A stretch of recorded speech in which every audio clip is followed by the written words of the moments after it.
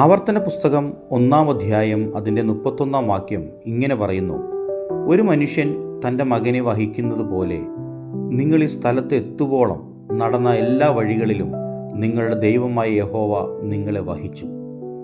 നാം ആയിരുന്ന സാഹചര്യങ്ങളിലേക്ക് തിരിഞ്ഞു നോക്കിയാൽ നമുക്ക് മനസ്സിലാക്കാൻ സാധിക്കും നാം എത്ര ദൂരം പിന്നിട്ടു എന്ന്. ആ സാഹചര്യത്തിൽ നിന്ന് ഇന്ന് നാം ആയിരിക്കുന്ന സാഹചര്യത്തിലെത്തിയത് അവർണ്ണനീയം തന്നെ. രക്ഷിക്കപ്പെട്ട നാൾ മുതൽ ഇന്നയോളം നമ്മെ നടത്തിയ വഴികളെ ഒന്ന് തിരിഞ്ഞു നോക്കാമോ? അങ്ങനെ ചെയ്താൽ ഇന്നത്തെ പ്രതിബന്ധങ്ങൾ വളരെ നിസ്സാരമായി തോന്നും. ഇന്നലകളിലെ നടത്തിപ്പുകൾ മറന്നതുകൊണ്ടാണ് ഇന്നത്തെ നടപ്പ് മന്ദമാകുന്നത്.